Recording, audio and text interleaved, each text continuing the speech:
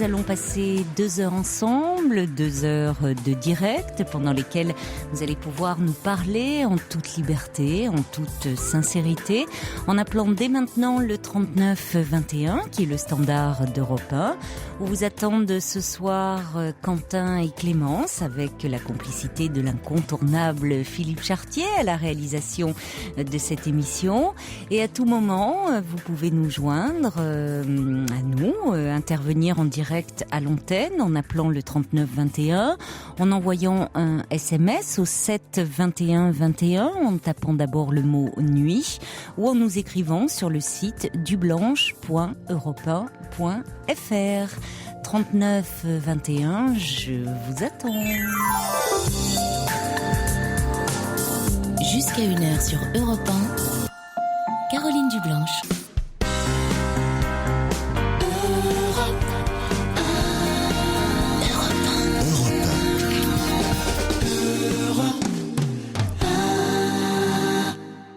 Avant de donner la parole à Juliette, je voulais faire un petit clin d'œil amical à Mélodie qui m'a envoyé un petit courriel pour me dire « Je me passe de télé depuis bientôt 20 ans, mais je crois que je ne pourrais me passer de radio et de votre émission en particulier qui fait partie des petits bonheurs de ma vie. » Alors bonne continuation, nous dit Mélodie.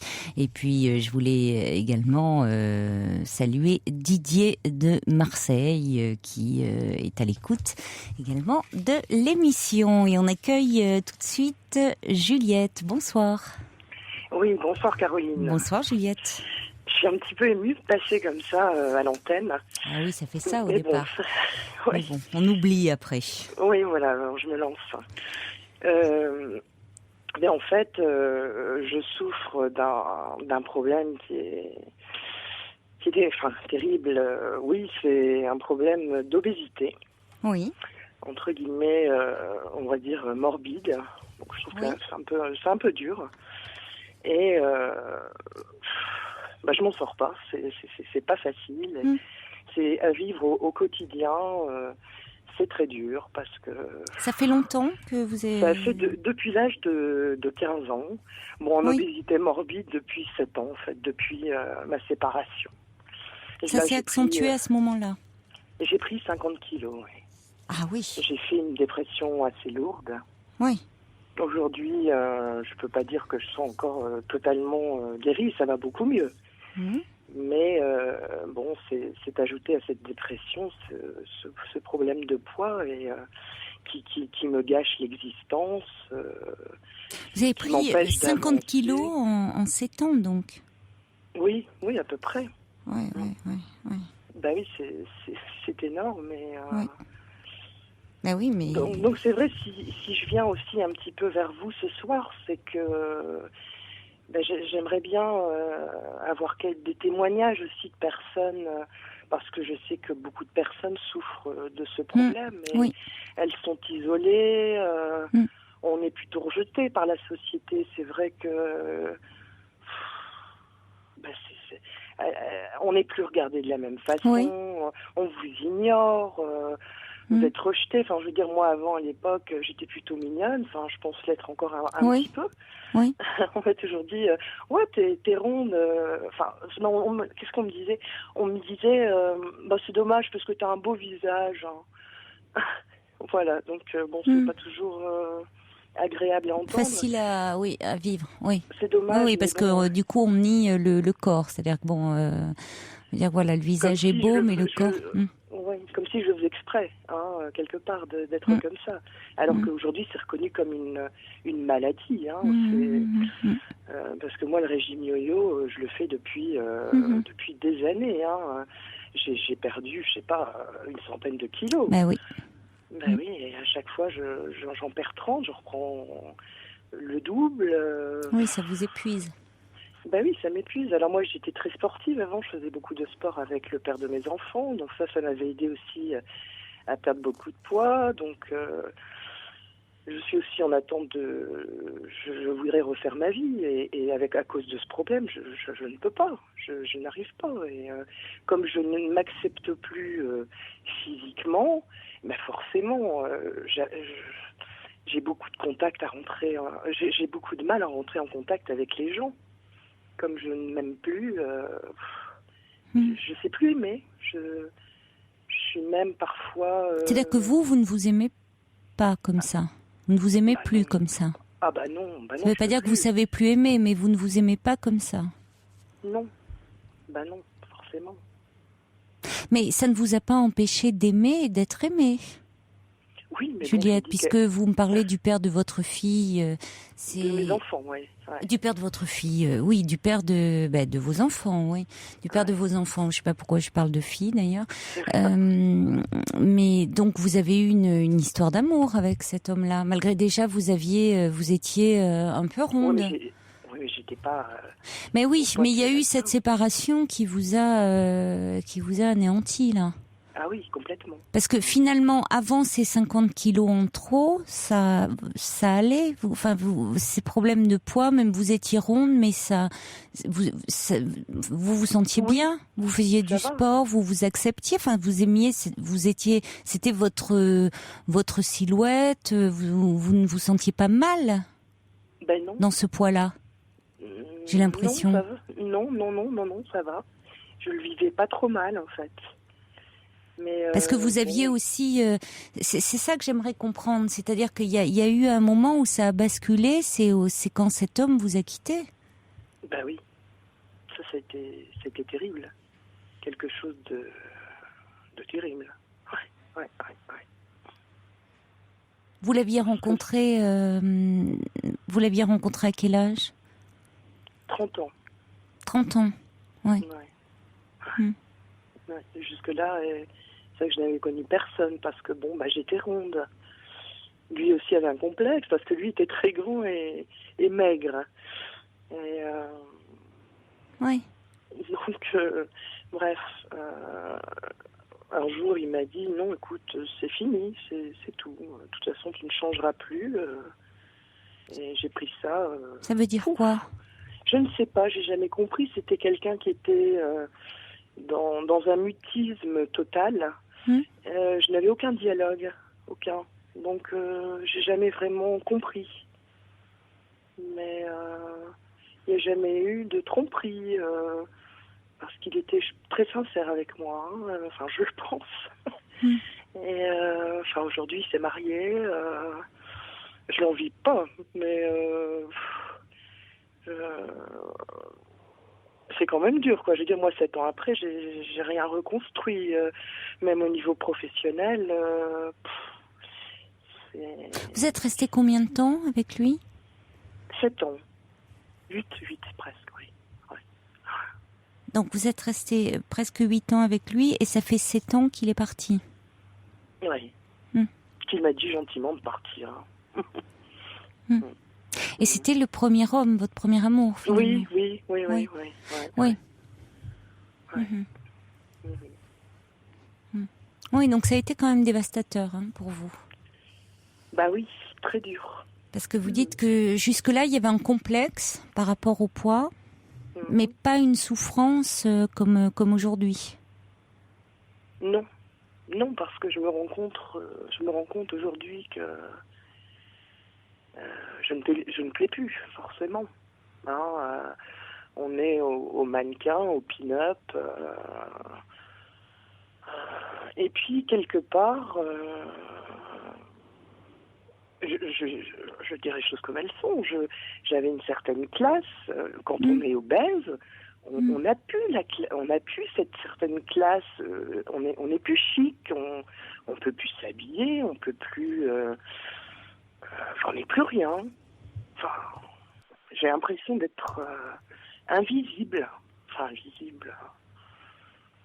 Même si mon surpoids. C'est plus difficile de s'habiller, vous voulez dire, peut-être. C'est ça, non, de trouver des tenues. Parce que c'est plus au niveau de l'habillement. C'est-à-dire qu'on voit parfois des femmes assez fortes qui, du coup, pour ne sachant pas trop effectivement comment s'habiller, mettent des caleçons ou des choses. Ce qui, effectivement, c'est pas à faire, des caleçons et il y a une façon de s'habiller aussi. Mais je crois il y en a, vous savez, on peut être mince, c'est pas classe du tout, hein. Vous voyez, après, le problème, c'est que aussi vous ne vous aimez pas en ce moment. Non. C'est ça, parce que du fait de cette séparation, vous avez perdu beaucoup d'estime de vous-même, et qui était déjà pas très élevée avant. Donc en partant, cet homme c'est comme si ce regard aimant qu'il portait sur vous, en l'enlevant, il vous faisait retomber un peu à votre niveau d'avant, et même pire, parce que en plus vous avez pris du poids, certainement parce qu'à ce moment-là ça a été la panique intérieure, et donc vous vous êtes laissé déborder. Vous avez été soigné pour cette donc très très importante dépression. Oui. De quelle façon? Avec des médicaments, avec un soutien psychologique? Oui, toujours suivi actuellement. De quelle façon? Un suivi annuel. Qu'est-ce que je dis? Tous les mois. Donc c'est pas suffisant. En fait, c'est pour un renouvellement d'ordonnance, de traitement? Non, avec une psychiatre, mais qui fait partie d'un CMP, donc. Oui, et oui, vous le dites vous-même, c'est pas suffisant finalement. Vous ressentez, vous auriez besoin certainement d'un accompagnement plus régulier. Parce qu'elle ne peut pas vous proposer de rendez-vous plus réguliers? Non, pas du tout. Non, ils sont débordés. Eh oui. Oui. Oui. Et vous n'avez pas la possibilité de voir quelqu'un en ville? Oui. Non, pas trop. Et quelqu'un en raison d'un point de vue financier? Oui. Et si vous voyez un psychiatre en ville, mais qui vous faisait une feuille d'assurance maladie, que vous soyez remboursé? Oui. Est-ce qu'il y aurait une possibilité pour vous? Je pense, oui. Parce que ça peut se faire. Tout à fait. Si vous n'êtes pas en analyse, vous voyez, qui vous reçoit en entretien, il peut y avoir une possibilité.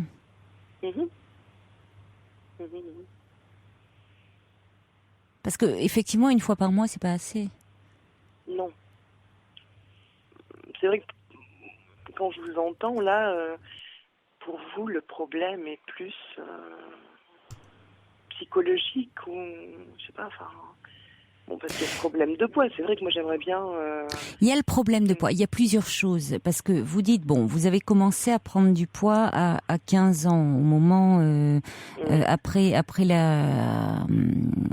la puberté, donc, enfin, à moins que vous ayez eu une puberté tardive. Non. À ce moment-là, est-ce que votre famille l'avait pris en compte? Tout à fait. Tout de suite, j'ai été prise en charge. J'ai commencé tout de suite des régimes. Weight Watcher, auriculothérapie. Mes parents ont tout essayé. Je veux dire, même, ils me disaient, allez, si tu perds 5 kilos, allez, on va te faire un super cadeau. Enfin, je sais pas, ils essayaient Oui, donc ils étaient très, très investis dans votre... oui, quand même. Eux sont plutôt minces, vos parents? Oui. Oui. Ouais. Oui. Ma sœur est dans le même cas que moi. Ah oui. Aussi, oui. Oui. Donc, c'est vrai que pour mes parents, c'est pas simple. Non, mais du coup, c'est intéressant aussi la relation qui se jouait entre vous et eux. Parce que si tu perds du poids, on te fait un cadeau. Aviez-vous vraiment envie de leur faire ce cadeau-là aussi? Et ça, parce que finalement, perdre du poids, quel sens ça prenait pour vous? Ou en prendre par rapport à eux? L'adolescent étant aussi pour se construire, il doit se différencier. Pour grandir, on doit se différencier. On doit aussi s'opposer. C'est pas l'âge où on fait des cadeaux à ses parents. Donc, c'est complexe tout ça. Moi, ce que j'entends, c'est qu'à un moment, bon, il y a eu certainement, ça a créé, c'est difficile, hein, surtout à cette période-là de la vie, pour des jeunes filles, de prendre du poids. Vous dites que ça vous a complexé dans vos relations avec les garçons, puis avec les hommes. Ah oui, moi j'étais la comique du groupe, parce que j'ai toujours aimé rire, chanter, danser, etc. Donc j'étais la comique, mais on me regardait pas. Mes amis avaient des petits copains. Moi, je pense que je trouvais ça normal. Et c'est vrai qu'après, à 30 ans, je me suis dit, il faudrait peut-être que tu songes à fonder un foyer, à avoir des enfants. Et vous avez pu le faire? Parce que j'ai forcé les choses. Eh oui, mais vous voyez, à un moment, quand vous avez eu ce désir-là, à un moment, vous avez fait en sorte que l'on vous regarde. Et vous dites, vous avez forcé. Donc, vous voyez, vous êtes bien consciente qu'il y a une part de vous qui a dit, bon, on va y aller quand même, hein. C'est-à-dire que vous êtes un peu, vous avez modifié quelque chose dans votre attitude, certainement aussi, pour que une rencontre puisse se faire. Oui. Vous vouliez des réactions, hein, Juliette. Donc, il y en a qui arrivent au 39-21. On reprendra, ça va nous donner l'occasion de continuer à discuter ensemble, certainement suite aux témoignages que l'on va entendre. Je vous propose tout de suite que l'on accueille, mais je sais pas, il y a Sylvie et Eliane. On va accueillir Sylvie. Bonsoir Sylvie. Bonsoir. Bonsoir. Alors, c'est très très bizarre parce que je me reconnais vraiment en vous. C'est 15 ans, premier dérapage, on va dire, dans le poids qui augmente, la comique de service à l'école pour exister, pour être prise en compte en fait, sinon on me regardait pas. C'est exactement le même parcours. Des parents ma mère qui avait des problèmes d'obésité, dans la famille il y en avait. Effectivement, des parents qui m'ont pris en charge, des parents qui ont tout fait, mais c'est comme le dit Caroline, c'est tu veux que je perde du poids? Moi j'ai pas envie, parce que c'est 15 ans, c'est 16 ans, on se rebelle contre les parents, et j'ai pas envie. Donc je le ferai pas. Donc t'achètes pas de gâteau, c'est pas grave, je vais les manger en cachette avant d'arriver à la maison. C'est tout ça. Puis on arrive à un certain âge où on se rebelle encore plus, où c'est trop tard pour commencer certains régimes, où l'obésité est prise comme un défaut, comme une tare. Moi, je dis souvent que dans ce pays, il y a beaucoup d'autres maladies, d'autres addictions qui sont prises bien volontiers par tout le monde, comme l'alcoolisme, comme la drogue. Mais l'obésité, c'est tout de suite, vous êtes raplapla, vous n'êtes pas capable. Vous savez pas vous tenir. Oui, c'est malheureusement assimilé à du laisser-aller, à de la négligence dans une société où on est justement dans le contrôle. Hein, on est une société où on valorise la performance. Donc c'est ça. C'est exactement ça. Et moi, j'ai commencé à faire mes études, j'ai commencé à vouloir trouver du travail. Et ce que j'entendais le plus souvent, c'est vous ne correspondez pas au dynamisme de la société. C'est ça. Voilà. Comme une personne qui a un problème de surpoids ne peut pas être dynamique. Voilà, c'est ça. Et j'avais envie de distribuer des baffes, et plus j'avais envie de distribuer des baffes, et plus je m'empiffrais. Et je me suis empiffrée jusqu'à arriver à 130 kilos, à prendre des kilos par-ci par-là. J'en ai perdu tout autant, j'en ai repris. Il a fallu qu'il m'arrive à quelque chose de très grave dans ma famille pour que je prenne conscience que j'étais en train de me suicider à petit feu. Oui. Parce que c'était quelque part une forme de suicide. On ne s'en rend pas compte.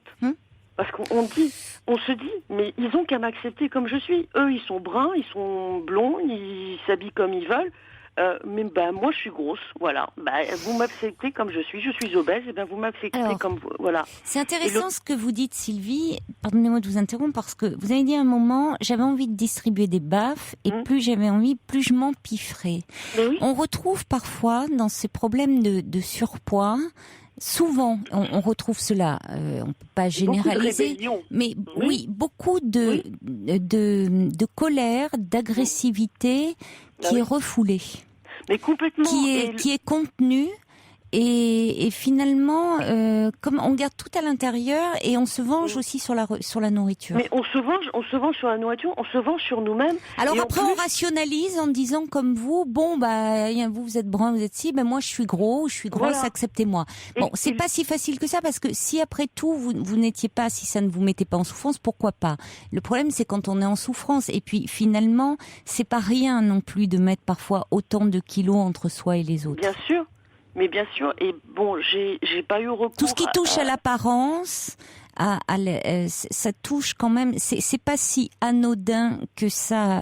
Ça touche aussi quand même à l'être, d'une certaine façon. Mais bien sûr. Au paraître, c'est aussi de l'être. Au paraître, ça touche aussi à des choses qu'on a peut-être vécues dans l'enfance, qu'on n'a pas avalées, qu'on a laissé passer, qu'on n'a peut-être pas vu. Moi, je sais que j'ai entamé une psychanalyse. Tard, j'ai entamé une psychanalyse à l'âge de 30 ans, j'ai 43 ans aujourd'hui, j'ai entamé une psychanalyse, alors moi aussi j'avais des problèmes d'argent, je ne pouvais pas me permettre d'aller voir un psychiatre, J'ai trouvé un psychiatre à qui j'ai dit, voilà, moi je ne peux plus vivre comme ça, je ne m'accepte même pas, moi je ne veux plus voir un seul miroir chez moi. Un jour j'ai fait ce qu'on appelle une nuit de glace, j'ai cassé tous les miroirs chez moi, je ne voulais plus me voir. Et je me suis levée le lendemain en disant il faut que j'aille voir un psychiatre, il faut que j'aille voir quelqu'un qui m'aide, quelqu'un qui ne soit pas de ma famille, quelqu'un qui ne soit pas de mes amis, quelqu'un à qui je puisse dire tout ce que j'ai sur le cœur. Et je suis allée voir un psychiatre et je lui ai dit, je ne veux pas de divan, je veux parler face à quelqu'un. Et je me suis arrangée avec lui pour effectivement faire une consultation, pour être prise avec la feuille de sécurité sociale, avec une mutuelle et être remboursée. Et je peux vous assurer, Caroline, que c'était pas une fois par mois, c'était une fois par semaine. Et quand ça n'allait pas, c'était 2 fois par semaine. Oui, bien sûr, je comprends, bien sûr. Oui. Ça a été très très loin, ça a été vraiment très très loin. Il m'a ouvert les yeux sur certaines choses de mon passé que j'avais complètement oubliées, que j'avais, mais qui pour moi n'avaient aucune signification, mais qui en fait en avaient beaucoup. Et il m'a appris à comprendre ce que j'étais et pourquoi je me cachais derrière tous ces kilos. Pourquoi est-ce que je mettais toute cette graisse, en fait, entre moi, entre ce que j'étais moi-même et les autres. Et j'ai pris, moi, une décision radicale. C'est-à-dire que je suis allée voir mon médecin et je lui ai dit, je ne veux plus être grosse. Et j'ai pris la décision de faire ce qu'on appelle un bypass. Parce qu'il n'y avait plus aucune solution pour moi au niveau régime. J'en avais tellement fait, j'avais tellement joué au yo-yo que je suis arrivée à cette extrémité.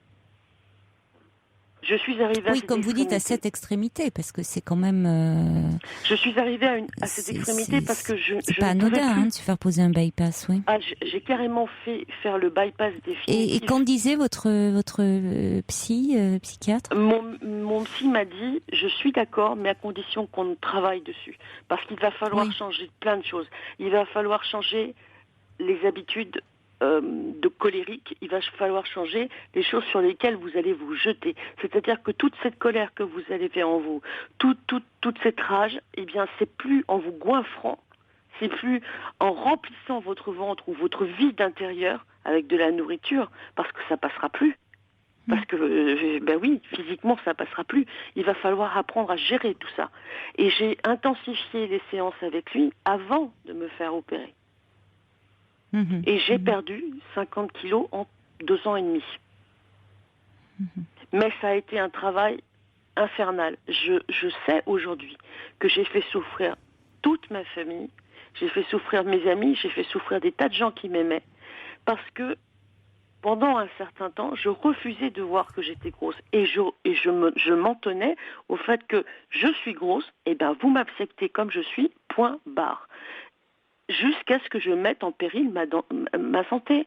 Parce qu'un jour ou l'autre, comme me l'avait expliqué très bien, expliqué d'ailleurs mon médecin traitant, un jour ou l'autre, tu vas avoir des problèmes.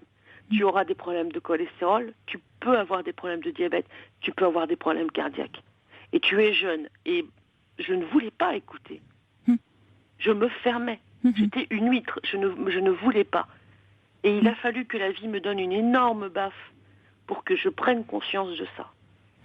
Et j'ai pris conscience. Votre témoignage est passionnant, hein, parce qu'on voit en même temps, certes, il y a eu l'intervention sur votre corps, mais on voit tout le cheminement derrière psychologique que vous avez fait. Hein. C'est énorme le travail qu'on doit faire sur nous-mêmes. C'est pour ça que je vous dis que pour moi, l'obésité, c'est une addiction comme une autre. C'est-à-dire qu'au lieu de se jeter sur l'alcool, on va se jeter sur la nourriture. La nourriture, vous voulez dire? Oui, mais c'est compliqué parce que la nourriture, on peut se passer d'alcool, on peut se, voyez, à un moment, mais la nourriture, on ne peut pas s'en passer. Oui, donc c'est particulièrement compliqué. D'ailleurs, quand vous parlez d'addiction, il y a Anne de Montpellier qui fait référence à Gérard Apfeldorfer. Tout à fait. Parce que c'est vrai qu'il a une approche vraiment très humaine et un regard très particulier sur ces problèmes de poids, où il dit maigrir, c'est dans la tête. Il a écrit bien d'autres ouvrages. Et c'est vrai qu'il est pas dans ces régimes à tout prix. Enfin, il a vraiment une approche, oui, alors, très. Je sais pas ce qu'a fait cette jeune femme comme régime, mais moi j'en ai fait des débiles. Oui, elle a dû en faire de toutes sortes. On va rester avec nous, Sylvie, parce qu'il y a beaucoup de réactions qui arrivent au 39-21. Je vous propose qu'on les accueille. Il y a des petits soucis avec les SMS. Enfin, ils marchent, mais je vous rappelle, c'est limité à 160 caractères. Et là,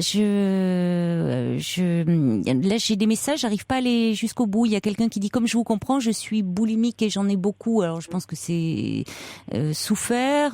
Il y a Gabriel qui dit, il est bon de faire l'éloge de la différence si cela permet à d'autres de ne plus être des clones.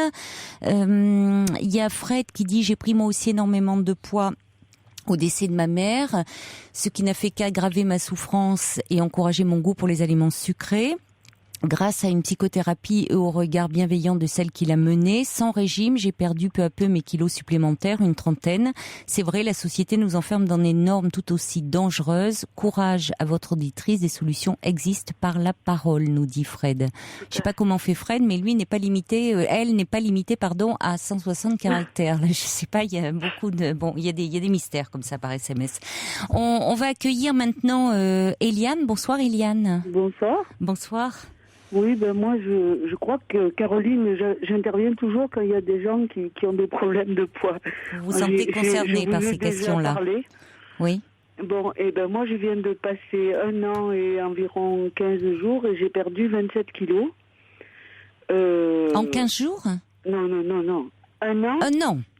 1 an et 15 jours, là, j'en suis. Ah oui, d'accord, parce que 27 kilos en 15 jours, oui, je me disais, vous devez vous sentir fatiguée. Oui. Et comme votre auditrice, après avoir passé toute ma vie, moi c'est simple, j'ai commencé à 12 ans, c'est un médecin scolaire qui a décidé que j'étais trop ronde après m'être cassé le bras en sautant en hauteur. Et à 12 ans, ça veut dire, j'ai 59 ans, vous voyez l'époque, on m'a donné des extraits thyroïdiens et des coupes fins.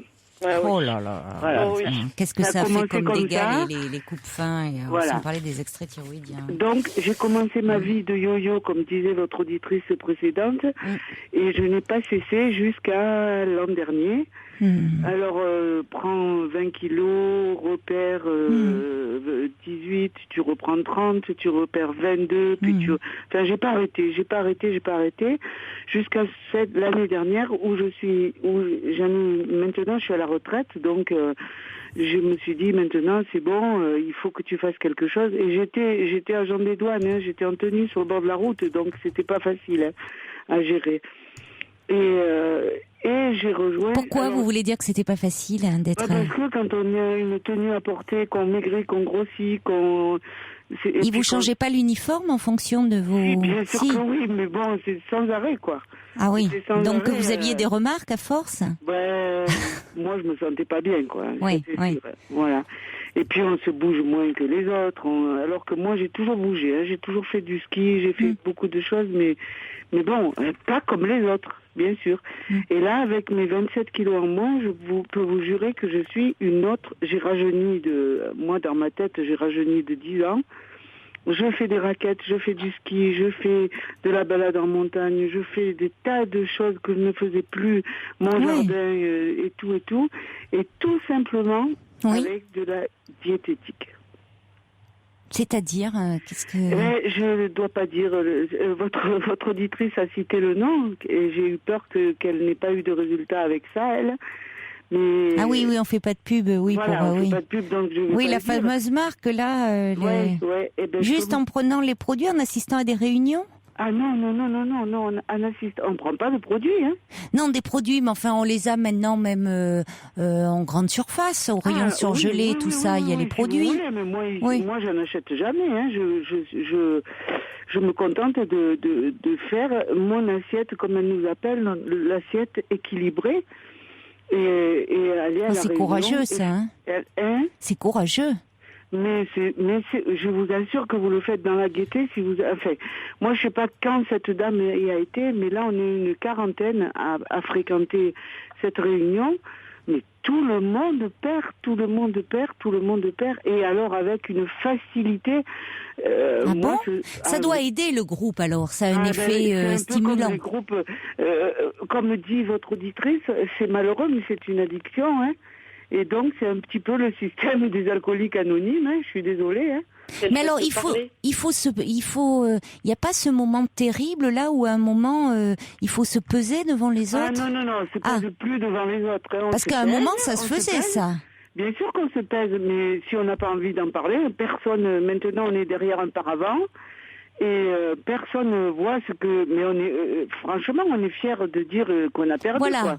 Mais on n'est pas obligé de dire le poids de départ, on n'est pas obligé de dire rien. Hein. C'est moi, D'accord, oui, vous n'êtes pas obligé de dire, voilà, je pèse tant... Non. Mais il y a le côté émulation du groupe. C'est ça, vous pouvez soutien, quoi. Il y a une jeune femme de 34 ans qui a commencé en même temps que moi, elle pesait 170 kilos. Elle en est à 48 kilos, là. Ah non, mais c'est pas possible. Ah ben, je vous le jure. Hein. Oui, mais là, elle bascule dans l'anorexie, là. Mais pas du tout, elle pesait 170. Non, mais maintenant, elle pèse 48 kilos? Non, elle a perdu 48. Bon. Ah oui, non, c'est ça. Oui, non, d'accord. Non, mais attendez, je croyais qu'elle faisait 170 kilos et que maintenant, elle fait 48 kilos. Non, là, je m'inquiétais pour elle. En même temps que moi, là, en 1 an et 15 jours, elle a perdu 48 kilos. D'accord, elle fait plus que 120. Voilà. Oui, d'accord. C'est déjà spectaculaire. Oui, c'est énorme. Oui. C'est énorme. Elle est très grande, donc déjà... Puis alors, on change complètement de... ça y est, on sourit, on s'habille, c'est phénoménal, on se reconnaît plus les unes les autres. Et moi, parce que alors ça, vraiment, moi qui ai fait tous les régimes de la Terre, je peux vous dire que j'ai avalé tout. Je suis même allée voir un médecin sur la Côte d'Azur, il est actuellement en prison. Ah oui, mais ça, là, les charlatans, alors là, tous les gourous de toutes sortes, bien sûr, ça... Oui, les poudres de perlimpinpin et tout ça, vous en trouvez des gogos qui vous vendent ça à 2-3 000 euros, là, la poudre, ça, c'est sûr que vous en trouverez, hein. Et vous perdez pas vos kilos, mais votre porte-monnaie, il se vide bien, hein, ça, c'est sûr. Et par contre, c'est vrai que la grosse vanne, là, pour notre action, c'est... tu as perdu combien? J'ai perdu 1 000 euros ou je sais pas quoi, voilà. Et en fait, moi j'ai... Juliette, on vous entend plus. Comment? Vous êtes toujours là, Juliette? Je suis là, oui. Oui, vous écoutez attentivement. J'ai envie de dire à Juliette que moi j'ai eu beaucoup de malheurs dans ma vie et j'en ai actuellement un gros. Je voulais vous appeler Caroline pour ça, mais c'est pas le moment. Et j'ai perdu mon mari, j'avais 29 ans, vous pouvez imaginer, avec un enfant de 9 ans. Donc j'ai eu aussi des soucis, des gros soucis. Et bon, est-ce que j'ai un caractère qui se relève plus vite que les autres, sûrement. Mais voilà, maintenant je suis à la retraite, je me dis, tu t'occupes de toi et tu fais... Mais c'est un plaisir. Moi, en plus, j'adore cuisiner. En général, les gens qui sont gros, ils aiment bien manger. Il ne faut pas rêver non plus. Et moi, je me fais ma petite cuisine. Moi, ce soir, j'ai une julienne de légumes, j'ai un steak haché, j'ai un gratin d'endives un yaourt et un fruit. Ah ben elle mange plus que moi. Eh ben voilà, tout le monde dit ça. Tout le monde dit ça. Oui, vous vous faites plaisir quand même. Mes voisines me disent, mais comment tu fais pour maigrir en mangeant tout ça? Eh ben je suis désolée. Ça va, c'est pas non plus une julienne de légumes, gratin d'endive, c'est sain, mais c'est pas, vous voyez. Voilà. Ouais. Oui, non, mais c'est bien, vous mangez équilibré. Mais écoutez, restez avec nous, Eliane, et félicitations, parce que c'est vrai ça doit vraiment, bah oui, non, mais je comprends, vous êtes ravis, quoi, et puis ça demande, un effort, mais en même temps, on sent le plaisir qu'il y a derrière. On va accueillir Caroline également. Bonsoir, Caroline. Beaucoup de femmes, on n'entend pas les hommes, là, sur le sujet. Bonsoir, Caroline. Bonsoir. Bonsoir. Alors voilà, moi je voulais apporter un témoignage d'espoir à Juliette parce que j'ai eu aussi de gros soucis de poids. Après des soucis de santé, j'ai été opérée du dos 2 fois, donc j'ai pris beaucoup de poids à ce moment-là. Et l'année dernière, en fait, en janvier, j'ai décidé de me faire opérer, un bypass aussi. Et voilà, donc je faisais 120 kilos au mois de janvier l'année dernière. J'en fais plus que 68 aujourd'hui. Oui, en effet. Oui. Oui. Voilà. Il y a des solutions, c'est pas un remède miracle, c'est très lourd comme opération, il faut pas se le cacher. Oui. Mais par contre, c'est vraiment, moi j'ai 35 ans et je revis. Voilà, je viens de trouver un emploi, chose que j'avais du mal à trouver depuis quelque temps parce que quand on est fort et que on n'a pas la santé, évidemment on a du mal à travailler. Et voilà, donc je voulais juste lui apporter une touche d'espoir et lui dire que aller voir un chirurgien, poser des questions. Oui. Il y a des forums aussi sur le bypass qui existent. Il y a un très bon forum sur Yahoo. Ça s'appelle Gastric Bypasseur. Voilà, qui explique beaucoup l'opération parce que avant de s'engager dans ce genre d'opération, il faut être prêt aussi moralement. Oui, comme le disait Sylvie, avant de se poser ce bypass. C'est Juliette qui parle. Oui, Juliette, on vous écoute, oui. Il faut dire que quand on s'engage à faire cette opération, Caroline vous le dira, on signe un contrat avec le chirurgien. Tout à fait. On signe un contrat. Quel genre de contrat? Eh bien, le contrat est simple, c'est-à-dire qu'avant de se faire opérer, on va se faire voir par un cardiologue, un pneumologue, un psychologue, une endocrinologue. Wow. On fait exactement. C'est un grand parcours, un parcours médical, mais alors comme jamais. Ouais. Et vous vous engagez ensuite, après l'opération, à continuer à voir votre chirurgien d'abord tous les 3 mois, puis tous les 6 mois, puis tous les ans. Vous allez rendez-vous la semaine prochaine. Voilà, vous avez rendez-vous avec la nutritionniste qui est en même temps une endocrinologue tous les mois pour commencer, puis ensuite tous les 2 mois. On est suivi, on n'est pas laissé dans la nature. Si jamais vous n'allez pas à un des rendez-vous, on vous appelle. C'est vrai. On vous appelle et on vous dit vous avez raté un des rendez-vous, on voudrait savoir pourquoi. Et si c'est psychologique, on vous demande de prendre contact avec le psychologue du groupe. Je ne sais pas dans quel coin est Juliette, mais par exemple sur Lille. Mais écoutez, sur l'hôpital de Lille, je connais un peu, mais c'est comme sur j'ai consulté il y a 2 jours. Voilà. Donc il y a un psychologue qui est rattaché, et si vous ne venez pas, et je me pose la question du bypass ou de l'anogastrique. Alors, j'ai très peur. Alors, je vais vous dire. Alors justement, j'ai une question. C'est quoi le bypass? Alors, le bypass, on vous coupe la moitié de l'estomac. Voilà. En fait, le bypass, on vous fait un petit estomac artificiel que l'on ferme par 4 broches. On dérive avec risque de suintement. Enfin, non, attendez. On fait on colle en fait le gros intestin à ce petit anneau. Oui. Voilà. Donc tout le reste des intestins ne sert plus à rien, ce qui fait que vous avez un petit estomac qui vous permet une dérivation qui vous permet, écoutez bien parce que c'est tout de même le must quand on est quelqu'un qui grignote, qui vous permet de continuer à grignoter de temps à autre. Donc c'est-à-dire de se dire j'ai quand même faim, j'aime quand même manger un petit morceau de pain même si c'est pas l'heure. Donc vous pouvez, c'est pas grave, ça passe. Les sointements, effectivement, vous en avez si vous ne respectez pas dans les 3 premières semaines le régime qu'on vous donne. C'est-à-dire le temps que tout cela se cicatrise. Par contre, l'anneau gastrique, il y a de plus en plus de chirurgiens qui refusent de le faire parce que le mien me l'a refusé. Voilà, quand je suis allée le voir pour un anneau gastrique au départ, parce que je connaissais que ça. Il m'a dit, moi, je ne le fais plus, je ne fais que le bypass. Il y a trop de rejets, c'est-à-dire que les anneaux gastriques viennent des États-Unis. Ils sont faits dans une matière qui n'est plus acceptée par le corps. Et il y a beaucoup trop de rejets, beaucoup trop de réopérations. Donc, on vous propose directement le bypass. Et le sleeve, alors vous avez entendu parler du sleeve aussi, mais alors il faut vraiment là aussi avoir, c'est encore plus carré. C'est nouveau ça, je connais pas moi le sleeve. Alors le sleeve, c'est couper aussi. C'est plus radical. Les trois quarts de l'estomac. Voilà. Il vous reste plus qu'un tout petit. Là, c'est beaucoup plus radical. Hein. Mais donc, c'est vraiment irréversible. Irréversible, je comprends qu'on prenne toutes les précautions. Bah oui, on ne peut pas revenir en arrière. Non, parce que le bypass, c'est définitif aussi, parce que vous avez 4 broches, mais s'il vous arrive quelque chose, vous vous trouve courageuse d'avoir fait ça, parce que moi je n'oserais pas. Non mais Juliette, je pense que d'abord il y a quelque chose qui vous ferait le plus grand bien. Je pense que c'est en parler et en parler vraiment à des gens que vous ne connaissez pas, qui ne sont pas de votre famille, qui ne sont pas de vos amis, parce que je pense qu'il faut que vous ayez quelqu'un qui soit neutre face à vous. Oui. Mais justement, Juliette, vous vouliez prendre la parole, peut-être pour conclure, je vous entendais dire c'est Juliette. Oui, tout à l'heure, c'était non par rapport au bypass, parce que je venais juste de consulter et cette intervention me fait peur. Vous fait peur. Voilà. On peut parler, Caroline?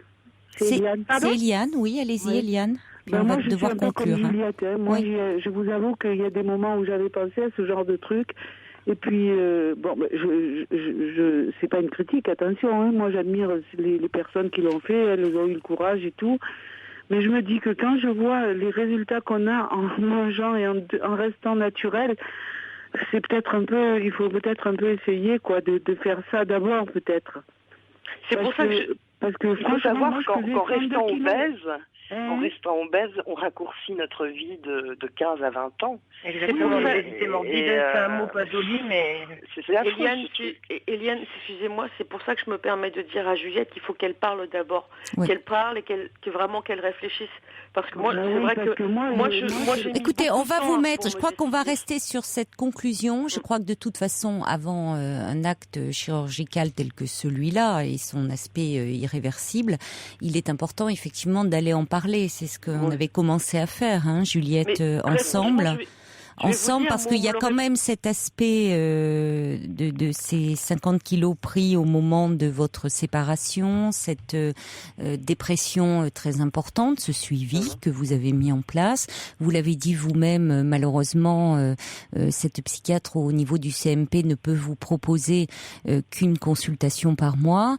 Donc renseignez-vous pour peut-être voir quelqu'un en ville avec une possibilité de remboursement par la sécurité sociale, mais qui pourrait vous recevoir au moins une fois par semaine, pouvoir parler, parce que il y a aussi beaucoup de personnes qui, et notamment suite à une dépression sévère, déjà par l'effet des antidépresseurs, il y a certaines molécules qui entraînent une prise de poids et la dépression en elle-même. Chez certaines personnes, ça fait maigrir parce qu'elles n'arrivent plus bien à s'alimenter, mais certaines personnes, au contraire, prennent beaucoup de poids lors d'une dépression. C'est exactement ce qui m'est arrivé, en fait. Bon, c'est mon cas également. Ça arrive beaucoup lors des dépressions, c'est beaucoup ça. Hein. Donc, on peut tout à fait, lorsqu'on sort de la dépression, lors d'une dépression sévère, ça prend du temps. Surtout que, je vous dis, il y a peut-être des molécules qui vous ont été données, qui vous ont fait prendre du poids en plus. Donc, vous pouvez, en sortant de la dépression, vous alléger de ces kilos pris, parce que vous allez aller mieux, parce que vous allez faire le deuil de cette histoire, parce que, vous voyez, donc, tout ça, ça se travaille quand même. Et puis, si vous décidez finalement de vous faire poser un bypass, pourquoi pas?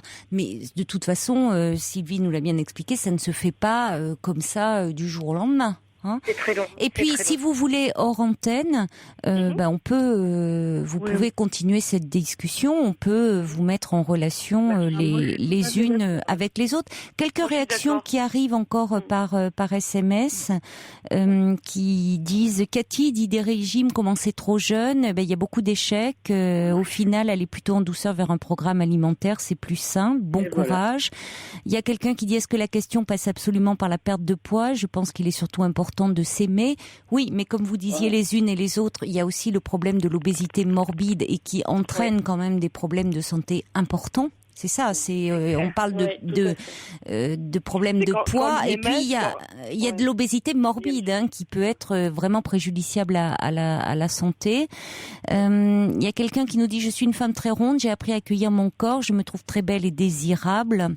Le problème n'est pas dans le poids, mais bon, alors on n'a pas la suite du message. Ça, je n'y crois pas. Mais ça, après, ça dépend parce que ça dépend toujours entre très ronde et souffrir d'obésité morbide. Effectivement, on parle pas du même sujet à la limite.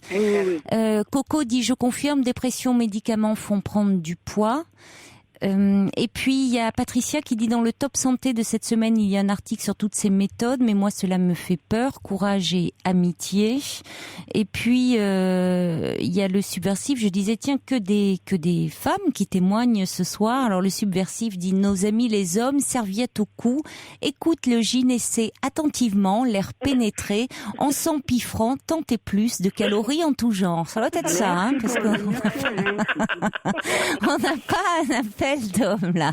Pourtant, ces messieurs font attention. Si on a Long Black Coffee qui est à l'écoute, je sais que lui il se soucie un peu de ses problèmes d'estomac, mais bon, il a pas appelé le 3921. Georges, il écoute aussi. Il dit mais moi je peux pas vous appeler, je prends pas 1 kilo. D'ailleurs mon modèle c'est Fifi. Il dit pour la ligne, mais pas pour la façon de s'habiller. Voilà, et vlan pour Fifi. Bon, qui est pas content, mais enfin qu'est-ce que vous voulez, il encaisse, il a pas le choix. Hein. Donc bon, écoutez, ne raccrochez pas. En tout cas, celles qui veulent poursuivre la discussion hors antenne, on peut vous mettre en relation. J'espère que ça vous a un peu rassuré, Juliette, ces échanges. Oui. Bah, écoutez, Et puis donc, si vous le souhaitez, vous pouvez poursuivre avec je sais pas, Sylvie, Eliane ou Caroline. Merci de m'avoir permis de m'exprimer un peu à l'antenne. Cette émission est faite pour ça. Il y a Marine aussi qui nous écrit en disant je voulais juste dire à quel point parfois la boulimie est quelque chose de très mal comprise. L'anorexie affole les gens. Si on ne mange pas, ça panique. Mais grossir ou manger trop, personne ne réagit. Ou alors on vous dit tu dois avoir la volonté de faire un régime alors que c'est bien plus complexe. Et puis il y a Noémie qui elle souffre d'anorexie. Et qui pourtant se retrouve dans ce que vous avez dit, Juliette. Elle dit difficile de semer la petite fille qu'on a été. Tout mon soutien à vous, dit Noémie. Voilà. Eh bien, écoutez, je vous embrasse toutes. Bonsoir, merci pour ce débat. Bonsoir. Bon courage aux unes et aux autres. Félicitations à beaucoup d'entre vous. Et puis, ne raccrochez pas. Quentin va voir qui veut entrer en relation les unes avec les autres. Au revoir. Merci, Caroline. Au revoir. Au revoir. Pour rejoindre Caroline Dublanche, appelez le 39 21, 34 centimes la minute. Gaëtan Roussel, Help Myself, et un petit message de Sergio pour Fifi, qui dit allez t'inquiète pas Fifi, Georges n'entend rien à la mode et toi tu es toujours à la mode. De quelle année ça personne ne sait, mais à la mode. Voilà, ça y est, les deux lascars sont repartis et on accueille maintenant Yannick. Bonsoir Yannick. Oui, bonsoir. Bonsoir. On m'entend bien ? On vous entend très bien. Ah, moi c'est parfait. Oui, alors en fait, moi j'ai appelé parce que c'est vrai que dimanche c'était donc la Saint-Valentin. Alors c'est vrai que tous les médias en ont parlé et tout. Ah oui. Et puis voilà. Et moi en fait, mon souci c'est que quand je regarde en fait ma vie, on va dire d'un côté professionnel et d'un autre côté privé. J'ai l'impression d'avoir, on va dire, parfaitement réussi ma vie professionnelle. Oui. Et d'avoir d'un autre côté, ma vie privée, je dirais plutôt ma vie affective. Parce que c'est vrai que pour l'instant, en 28 ans, je n'ai eu pas la moindre copine. D'accord. Bon, donc vous avez 28 ans, hein, donc tout reste possible encore. Vous êtes encore très jeune. Ça va. Hein? Bon. Oui. Bon, donc il y a déjà un domaine qui marche bien, c'est le domaine professionnel. Qu'est-ce que vous faites ? En fait, j'ai fait des études de droit et aujourd'hui je travaille dans un cabinet juridique spécialisé en ressources humaines. Oui. Et c'est vrai que c'est un travail qui me plaît beaucoup. Donc moi j'ai bien réussi mes études. Après, c'est vrai que derrière, alors je rejoins un peu ce que votre auditrice précédente disait. C'est vrai que je pense que l'idée qui est très importante, c'est la confiance en soi. Oui. C'est-à-dire que autant professionnellement, j'ai confiance en moi, je suis assez sûr de ce que je sais faire et entre guillemets sans prétention de mon intelligence. Mmh. Et c'est vrai qu'une fois que j'ai eu mes diplômes, j'ai passé des entretiens d'embauche et j'ai tout de suite eu des propositions derrière. C'est-à-dire que les recruteurs que j'avais en face de moi, j'ai assez rapidement réussi à les convaincre. Donc c'est vrai qu'à ce niveau-là, j'ai jamais eu de soucis.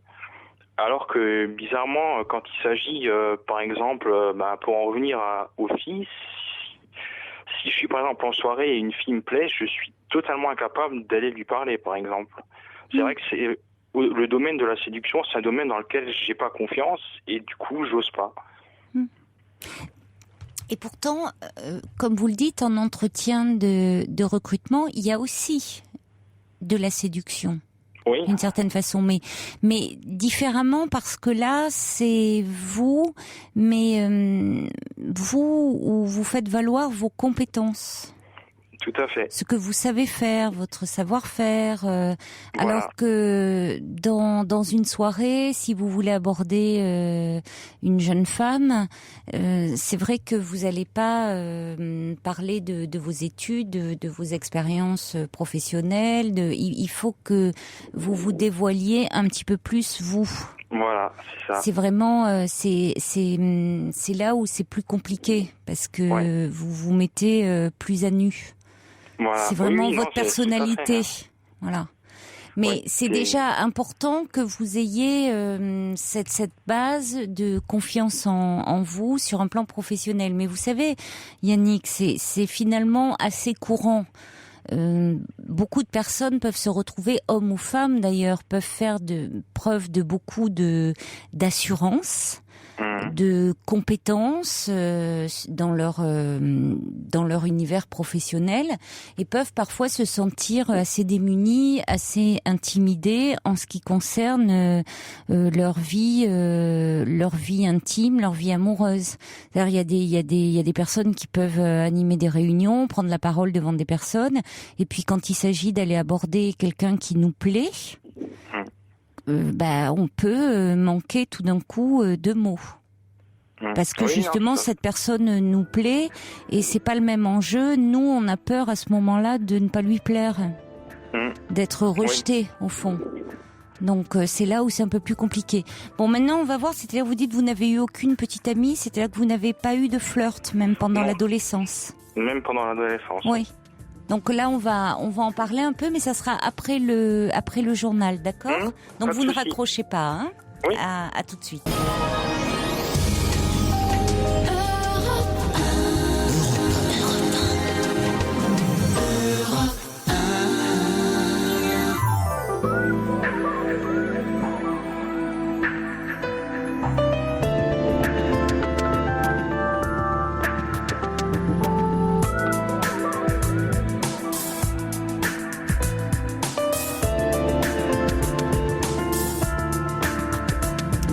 Soyez les bienvenus si vous nous rejoignez sur Europe 1. Cette libre antenne est la vôtre. Vous pouvez appeler le 39 21 pour nous parler de vous en toute liberté. Vous pouvez à tout moment réagir aux témoignages si vous vous retrouvez dans une histoire en appelant ce numéro. Vous pouvez également nous écrire sur le site de l'émission dublanche.europe1.fr ou nous envoyer un petit SMS au 7 21 21 Code Nuit.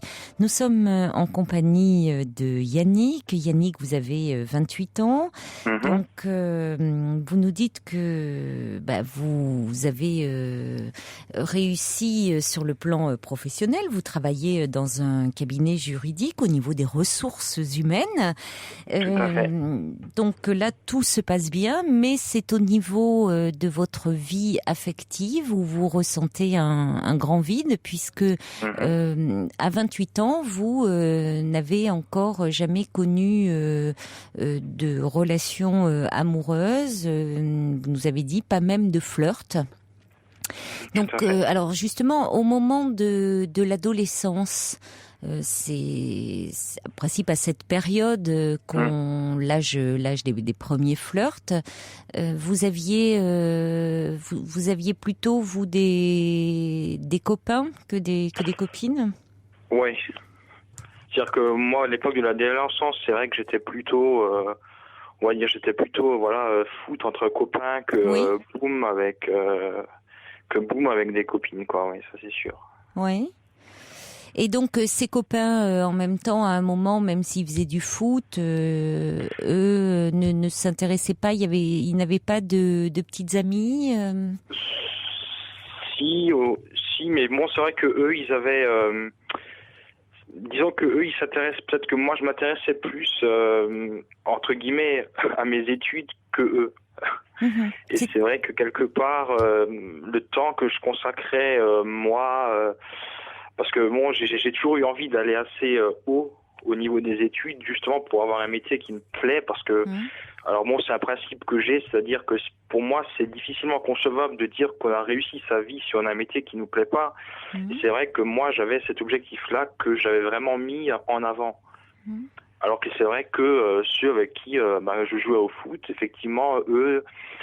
Du coup, aujourd'hui, quand je les revois, finalement, ils ont le problème inverse, c'est-à-dire que quelque part, au niveau des filles, je dirais, ils en ont eu beaucoup. Oui. Mais au niveau professionnel, ils ont du mal à trouver un emploi qui les intéresse. Ils vont d'intérim en chômage, etc. Et c'est vrai que du coup, moi, là où j'ai le problème sur le plan affectif, eux, ils l'ont sur le plan professionnel, quelque part. D'accord. Oui, vous avez beaucoup misé, vous, sur la réussite professionnelle. Voilà. Avoir un métier qui vous plaît. Vos parents sont dans le domaine aussi du droit ? Non. Non. Vos parents ont beaucoup investi aussi ? C'était important pour eux, votre réussite scolaire ? Suivaient beaucoup vos études ? Oui. Étaient beaucoup derrière vous ?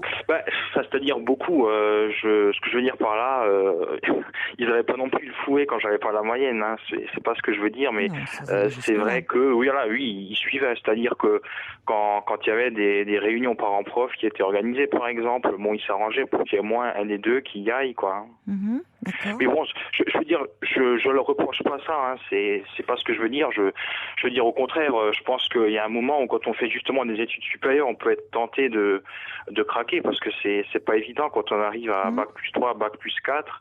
Et c'est vrai que aujourd'hui, des fois, je peux leur dire merci parce que s'ils m'avaient pas mis entre guillemets un coup de pied dans le derrière à certains moments, je serais peut-être pas là où j'en suis aujourd'hui, quoi, à ce niveau-là.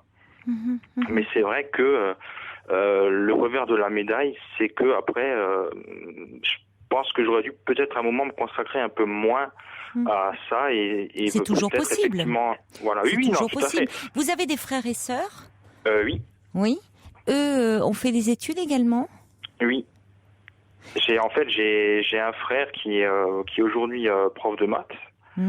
Alors bon, ce qui me rassure un peu, c'est que la première fille qui l'a présentée chez nous à la maison, et je pense qu'il devait avoir à peu près l'âge que j'ai en ce moment, donc 28 ans.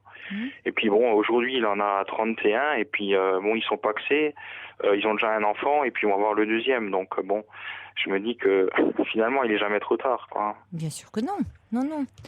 Donc vous avez un frère, hein, c'est ça, un frère. C'est ça. Et bon. Et donc aujourd'hui, qu'est-ce qui vous bloque parce que c'est le fait justement de ne pas avoir d'expérience.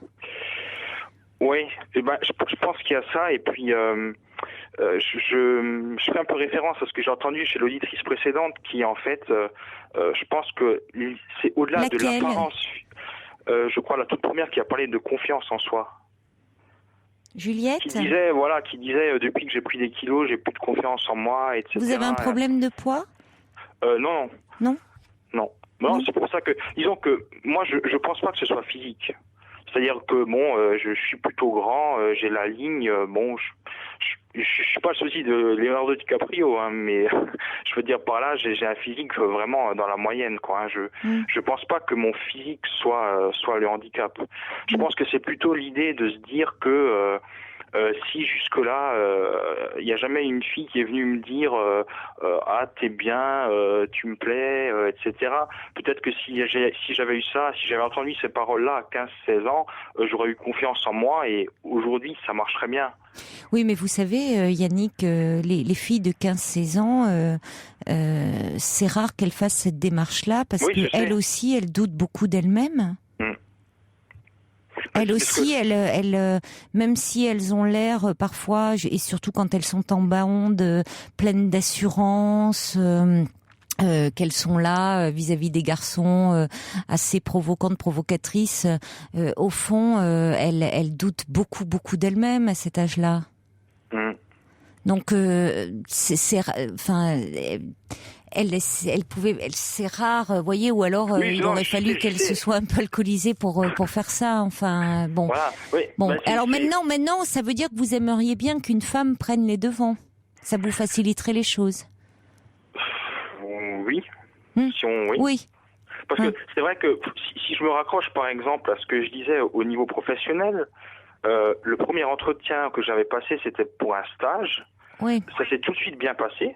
Mais oui. Et donc c'est vrai que pour tous les autres entretiens que j'ai passés par la suite, avant d'y aller, je me suis dit, le premier que j'ai fait s'est bien passé, donc il n'y a pas de raison que ceux qui viennent par la suite se passent mal. Et je pense que ça joue. Et sur le point de vue affectif, comme je n'ai jamais eu un regard intéressé réellement sur moi, du coup je me dis, est-ce que j'intéresse vraiment quelqu'un ? Et je pense que, comme vous dites, il y a forcément des filles qui sont déjà intéressées à moi, sauf que j'ai pas dû le remarquer. Est-ce que vous avez eu des relations amicales déjà avec des filles ? Oui. C'est un petit oui, ça. Non, je veux dire, sur ça, j'ai pas de souci à ce niveau-là. C'est-à-dire que même là, dans le cabinet juridique où je travaille, on est à peu près une cinquantaine. Le personnel est essentiellement féminin. Je veux dire, il y a des filles qui ont à peu près mon âge et avec lesquelles j'arrive facilement à discuter. Allô ? Yannick ? On a perdu Yannick. Bon, on va mettre un peu de musique et on va essayer de le rappeler. Benjamin Biolay, Lyon, presqu'île. Ah, Lyon, les grands vainqueurs du Real Madrid d'hier. On a retrouvé Yannick. Alors, Yannick, donc... avec tout ça, j'en perds un peu le fil, là. Vous nous disiez... où en étions-nous, là en fait, je disais, j'en revenais à ce que vous aviez dit, je crois, juste avant le journal, c'est-à-dire que la différence entre un entretien, voilà, la différence entre un repas qu'on aurait au restaurant pour, je dirais, séduire une femme et l'entretien professionnel, c'est que le repas qu'on aurait avec une femme, on faudrait plus parler de soi, se mettre plus, entre guillemets, soi-même à nu, etc. Et c'est vrai que sur ça, moi, j'ai un peu plus de mal. C'est-à-dire, je suis pas quelqu'un qui va facilement montrer ses émotions. C'est-à-dire, je vais pas forcément... Ouais. C'est bien ça. D'ailleurs, Ninon envoie une petite question là par SMS en disant: vous mêlez très étroitement le travail avec la question de vos relations avec les femmes. Vous revenez sur ce que vous connaissez bien, finalement, l'entretien de recrutement. C'est pas la même chose. Parce que j'en fais. Et oui, vous êtes dans les relations humaines. Et oui. Alors que finalement, vous êtes en difficulté sur ce plan-là. Du point de vue amoureux, oui. Sur le plan relationnel aussi. Peut-être, je sais pas. Ça mériterait de s'interroger là-dessus, Yannick. C'est pas tout à fait anodin dans votre parcours de, si vous voulez, vous vouliez certes avoir un métier qui vous plaît. C'est pas n'importe quel métier que vous avez choisi non plus. C'est quand même dans la relation à l'autre. Vous êtes dans un cabinet juridique, mais au niveau des ressources humaines. Et le fait à un moment d'investir beaucoup, de surinvestir votre scolarité, vos études, ça peut être aussi une façon de de vous réfugier pour un petit peu masquer, contourner certaines de vos peurs vis-à-vis de l'autre sexe, vis-à-vis de l'amour, vis-à-vis de toute cette dimension-là. Et donc vous avez sublimé dans les études toute cette énergie. Elle a été mise au service de vos études. Alors là, c'est vrai que vous l'abordez de façon très cartésienne, en me disant voilà, il y a cette partie-là où ça va bien, et puis l'autre partie que j'ai laissée un peu en friche. Mais c'est vrai qu'aujourd'hui, du coup, c'est un peu compliqué à vivre, et ça mériterait d'être un peu élaboré tout ça quand même, je pense. Parce que vous dites, moi je pense que derrière tout cela, il y a quand même des peurs. Et il y a quand même des peurs qui sont d'ailleurs pas forcément pas des peurs du tout insurmontables, hein, des peurs liées à l'autre sexe que peuvent avoir les femmes vis-à-vis des hommes, des peurs liées à l'intimité avec l'autre, au fait de s'abandonner avec l'autre, des peurs liées à la sexualité, des peurs que l'on rencontre tous et que l'on surmonte plus ou moins bien au cours de notre évolution personnelle. Et c'est vrai que c'est un petit peu plus compliqué, évidemment, quand on arrive comme ça et qu'on n'a pas fait les étapes classiques, j'ai envie de dire. Oui, c'est un peu plus compliqué quand on arrive aux alentours de la trentaine et qu'on n'a pas eu ce premier temps comme ça du flirt, où à la limite on peut justement prendre son temps.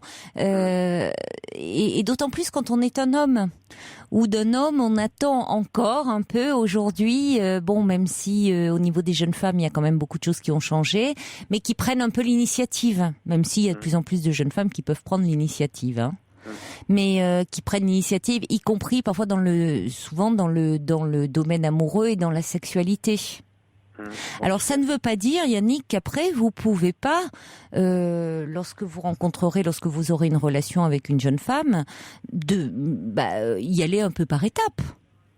Soit vous irez un peu par étapes, soit vous ferez le grand saut. Je ne sais pas, ça dépendra des circonstances, de votre désir à ce moment-là. Mais je crois que ça serait bien parce que vous parliez de confiance en vous, de travailler un peu là-dessus. Parce que pour avoir une plus grande confiance en soi, il faut oser un peu aborder la question des peurs. Et je pense qu'il y a quelque chose de... si vous voulez, à un moment, les études, et ça a eu un très bon effet, puisque au fond, ça vous a permis de faire le métier qui vous plaît, d'avoir une bonne réussite à ce niveau-là, et de faire ce que vous aimez. Mais c'est aussi un refuge, souvent, les études. Ça peut être un refuge, si vous voulez. Ouais. Alors, c'est pas mal, hein. Vous voyez, c'est mieux des études que de se réfugier, je sais pas, dans la drogue ou dans l'alcool ou, hein. Ouais, ça c'est sûr. Et c'est vrai que des fois, moi j'aimerais bien, comme d'autres, quand je vois en boîte ou autre des gens qui sont là, qui crient, qui se lâchent, des fois c'est vrai que j'aimerais bien, comme vous dites aussi, pouvoir vraiment me lâcher, m'abandonner complètement. C'est vrai que des fois, quand je vois les gens qui arrivent à faire ça, moi j'aimerais bien aussi, mais je suis pas dans j'y arrive pas quelque part à vraiment me lâcher, comme on dit, à être tranquille, naturel. C'est ça qui me manque aussi. Alors, comme vous dites, bon, parfois en boîte, il y en a qui crient, qui se lâchent, mais bon, ils sont pas mal alcoolisés aussi, hein. Oui, non, mais oui. Mais oui, vous voudriez dire pouvoir un peu vous laisser aller à vos émotions. C'est ça. Si là, voilà, pouvoir être plus spontané, peut-être. C'est ça. Ça, voilà, tout à fait. C'est vrai que bon, si par exemple, c'était, je crois, ça devait être en novembre dernier. Donc j'étais inscrit sur un site de rencontre. Et puis donc j'ai rencontré la fille dans un restaurant. Et c'est vrai que le fait qu'elle m'intéressait, du coup, chaque fois que je posais une question, je me disais toujours, est-ce que la question que je viens de poser, elle est intéressante ou est-ce qu'elle est complètement débile, vous voyez? Alors on fait attention à tout ce qu'on pose, on fait attention à tout ce qu'on fait. Et on en perd tout naturel. Voilà, c'est ça. Oui, parce que vous dites, quelque part, je suis persuadé que elle aurait été en face de moi et quelque part, elle ne m'aurait pas intéressé. J'aurais été beaucoup plus naturel. Bien sûr. Parce qu'il n'y aurait pas eu d'enjeu derrière. Bien sûr. Je me serais dit, finalement, je lui paie pas, à la limite, je m'en fiche. Voilà. Et j'aurais été beaucoup plus naturel. Et ce naturel-là, il faudrait que je puisse l'avoir avec quelqu'un qui m'intéresse. Et oui. Et ça, c'est compliqué. C'est beaucoup plus compliqué. Oui, parce que finalement, là, vous étiez en train de vous observer, d'analyser ce que vous étiez en train de dire. Est-ce que tout ce qu'on dit n'est pas toujours intéressant? Oui. Vous voyez, on n'a pas toujours la remarque ultra pertinente, la phrase qui tombe à propos, le trait d'humour, le trait d'esprit. Bon, c'est pas grave. Je veux dire, c'est normal dans une. On peut être un peu fatigué, on peut être intimidé. L'essentiel, c'est de créer un contact, de créer un échange. La fille, elle est pas en train de noter tout ce que vous êtes en train de dire. C'est un moment un peu d'accrocher. Bon, c'est vrai d'être un peu accrocheur, mais vous n'êtes pas non plus en train de jouer votre vie. C'est sûr. Hein? Alors, il y a Laoli qui dit, avez-vous déjà pensé à faire du théâtre? Ça pourrait vous aider? C'est-à-dire que c'est vrai que c'est une question intéressante parce que quand par exemple on a des fêtes de famille, donc des anniversaires, des mariages ou autres, systématiquement, je fais un spectacle. C'est-à-dire systématiquement où on fait des choses avec des marionnettes, ou alors je prends des chansons connues et puis je détourne les paroles, et je le fais tout seul, ou alors éventuellement avec mon père, mais ça c'est quelque chose que j'aime bien faire. Vous voyez, c'est le genre de choses. Oui, ou alors, vous mettez en scène là où il y a. Oui, vous n'avez pas peur là du regard des autres. Oui. J'ai pas peur du regard des autres, c'est-à-dire si ça me dérange pas de présenter quelque chose devant 50 personnes. Et c'est vrai que quelque part, si je veux faire passer un message à quelqu'un, par exemple, autant j'aurais peut-être du mal à lui dire en face, autant ça me dérangera pas de faire un montage vidéo avec de la musique pour lui dire la même chose quelque part. Et oui, bien sûr. Vous voyez, c'est un moyen détourné de lui dire, quoi. Mais je pense que j'aurais du mal à le dire de ma propre voix quelque part. Et on rejoint toujours le même point de vue, quoi. Oui, pourtant on sent que vous avez plein d'atouts, hein.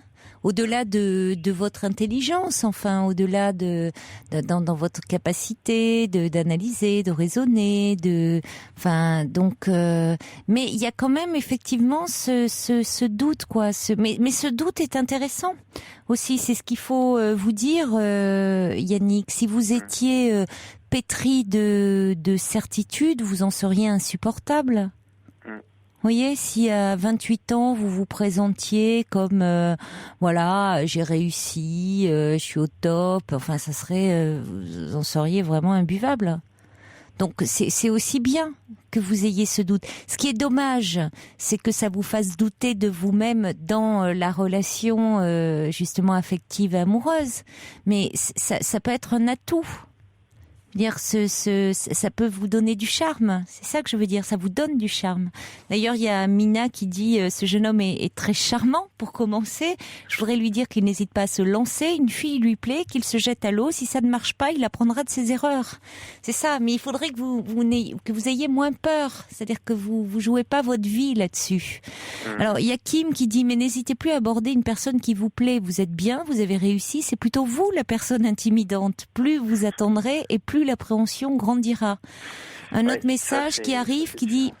J'ai un ami qui est quasiment dans le même cas que vous. Il a 28 ans et vient tout juste d'avoir sa première relation avec une fille. Et puis attendez, j'ai d'autres messages. Nejoud qui dit « J'ai eu ma première relation à 26 ans et à 34 ans, j'ose faire la cour aux subversifs. Rien que ça, comme quoi tout vient à temps, dit Nejoud. Et puis, il y a Marie-Claude qui dit à 28 ans, peut-on dire que sa vie, qu'elle soit professionnelle ou privée, est réussie ou pas? Donc, vous voyez, tout est possible. Il y a Delphine qui dit, petite info, il faut regarder les filles bien dans les yeux. Kuros dit, j'ai réussi aussi brillamment mes études, mais ma vie affective est difficile, même si je suis jeune pour dire ça. Kuros a 20 ans. Je pense que cela est dû à mes problèmes familiaux. Puis il y a un autre message qui dit, j'ai très bien réussi mes études, j'ai le contact facile, mais à 24 ans, j'ai connu un seul homme, l'histoire vient de se finir avec lui. Bon, voilà, donc il n'y a pas de temps de perdu, même si je comprends que ça soit un peu plus compliqué, du coup il y a un peu plus d'appréhension. Mais après, ça se trouve, vous allez rencontrer dans les jours qui viennent ou dans les semaines qui viennent une jeune femme et le désir sera plus fort que vos peurs et vous allez aller l'aborder ou peut-être que c'est elle qui fera la démarche et puis voilà, vous allez enchaîner. Peut-être qu'au départ vous allez vous dire oh là là, je patauge dans la semoule, non, ce que je dis c'est pas intéressant. Puis quand même les choses vont se faire. Mais peut-être que si vous sentez que au fond vous restez quand même entravé, qu'il y a quelque chose qui bloque en vous. Vous voyez que malgré votre désir, que vous rencontrez quelqu'un et que vous restez bloqué, par exemple, là, ça vaudrait la peine, je pense, d'aller un peu en parler à un thérapeute. Si vous sentez que ça n'évolue pas, que malgré ce désir, vous n'arrivez pas à débloquer ces peurs, je pense que ça vaudrait la peine. Vous voyez ? Mais à un moment, le meilleur moteur, je vous dis, c'est le désir. Hein. Est-ce que ça vous est arrivé Il y a David qui dit, vous n'avez pas exprimé le fait d'avoir pu être touché ou être tombé amoureux d'une jeune femme. Est-ce que ça vous est arrivé de n'avoir pas pu faire la démarche? Si, c'est arrivé, ça s'est arrivé. Et vous n'avez pas pu, aller vers elle? C'est arrivé, c'est même arrivé l'année dernière, c'est-à-dire que j'ai eu l'année dernière, en fait, chaque été on prend une stagiaire, et la stagiaire avait, je crois, 21 ou 22 ans, et c'est vrai que même sans lui parler, la première fois que je suis rentré dans le bureau, je l'ai trouvée super jolie, et puis elle était dans mon bureau pendant 3 mois, donc c'est vrai qu'on a souvent parlé de ce qu'elle devait faire pendant le stage. On a aussi parlé de sujets bateaux, mais jamais j'aurais pu, entre guillemets, lui faire des avances quelque part. Bon, après, on est toujours encore dans le cadre du travail. Moi, j'aime pas trop mélanger les deux, mais j'aurais pu si j'avais eu peut-être plus confiance en moi. Et c'est vrai que même aujourd'hui, maintenant, de toute façon, elle a un copain, mais encore régulièrement, maintenant, elle est plus chez nous, mais on va ensemble manger au restaurant, chacun discute de ce qu'il fait depuis la fin du stage. Mais quelque part, je me dis, est-ce que, quand elle était là l'année dernière, si j'avais été un peu plus entreprenant, est-ce que finalement, ça n'aurait pas marché? Oui, donc c'est dommage. Donc ça vaudrait peut-être la peine quand même d'aller un peu en parler. Hein. Pas rester bloqué comme ça. C'est comme vous dites, c'est-à-dire que je pense que des fois j'ai tendance à faire d'une montagne quelque chose qui n'est même pas une plaine, quoi. Ça, je pense que quelque part le fait que moi je manque de naturel, mais la personne en face aussi pas à l'aise quelque part. Il y a quelque chose à travailler quand même là-dessus sur ce fait que vous doutez de... Quelque part, je pense que je doute de mon pouvoir de séduction, quelque part. Si on veut, vous attendez qu'il vous soit confirmé par l'autre. Oui. Donc il y a quelque chose qui interroge sur le regard que l'on a porté sur vous. Oui. Parce que si vous voulez, sur le fait que l'on est aimable et donc digne d'être aimé, on n'en a pas conscience quand on vient au monde. Ce sont nos parents qui nous renvoient cette image-là de nous-mêmes. C'est comme s'il y avait quelque chose qui avait manqué là. Alors on vous a peut-être investi dans le fait que vous deviez réussir. Il fallait réussir professionnellement. Il fallait pas décevoir. Il y avait quelque chose d'un peu chez vous, enfin peut-être un peu. Vous aussi, vous aviez envie de réussir, hein, bien sûr, mais c'est parfois difficile de distinguer son désir de celui du désir de ses parents. C'est bien quand ça se rejoint et quand ça, finalement, aujourd'hui, vous avez bien réussi professionnellement, mais parfois on ne sait pas si au fond on peut douter, dire. Je suis aimée pour ce que je fais, pour ce que j'ai réussi, mais est-ce que je suis vraiment aimée pour moi ? Ça ne veut pas dire que vos parents, bien sûr, qu'ils vous aiment pour ce que vous êtes, Yannick. Mais ça peut créer des doutes, un petit peu des failles, quand il y a beaucoup d'attentes autour d'un enfant. Oui, c'est vrai. Puis on n'est pas une famille non plus où je dirais tout ce qui est du réseau. Tout ce qui est du réseau du sentiment ou de l'émotionnel passe facilement. Est exprimé. Exprimé.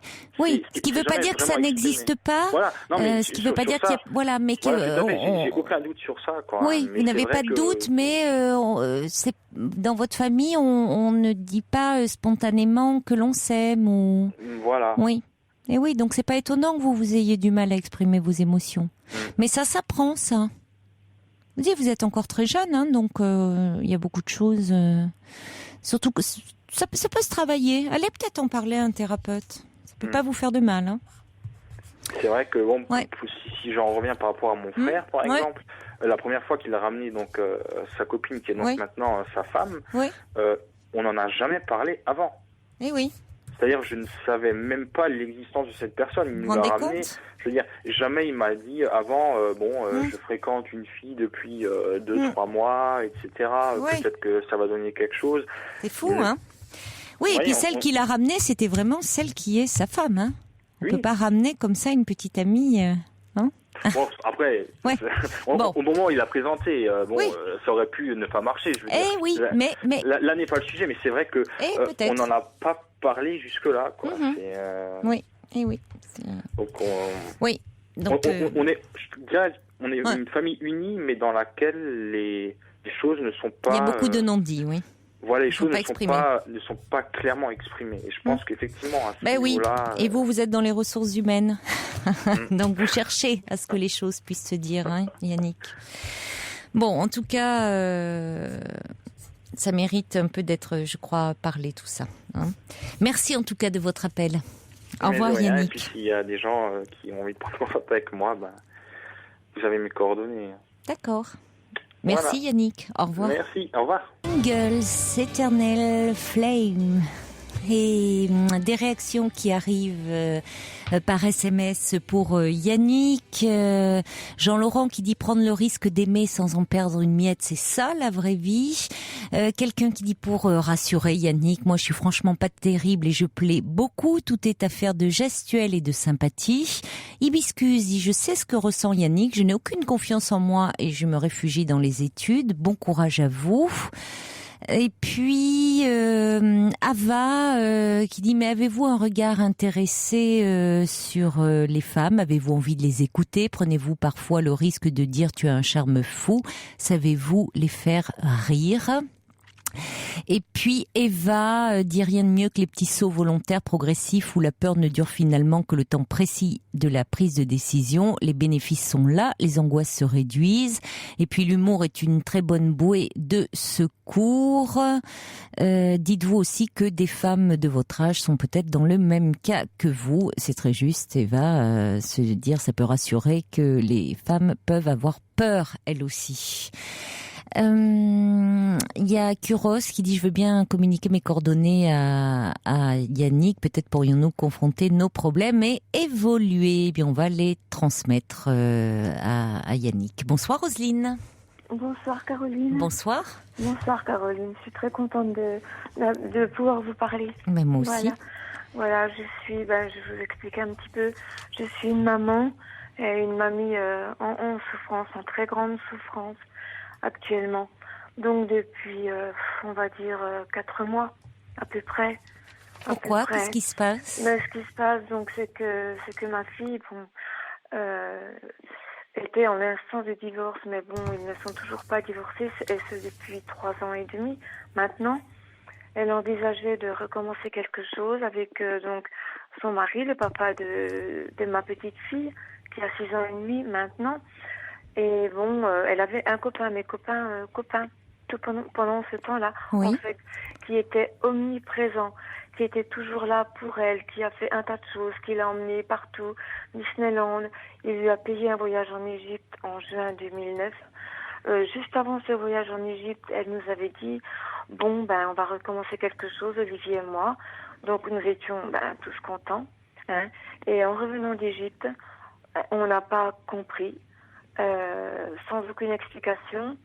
Elle n'a rien dit à son mari et elle est partie vivre avec cet homme, voilà, qui l'avait emmené en Égypte.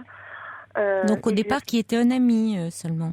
C'était uniquement un ami. Mm-hmm. Il était proche. Bon, on n'a rien vu venir. Nous, on trouvait bien qu'il y avait quand même quelque chose. On sentait, et on l'a toujours mal perçu. Moi surtout, je ressens quelque chose de néfaste, de négatif dans cet homme. Bon, je sais pas. Et puis, ce qui nous inquiète aussi, c'est qu'il lui a fait quitter son travail. Elle ne se plaisait plus. Oui.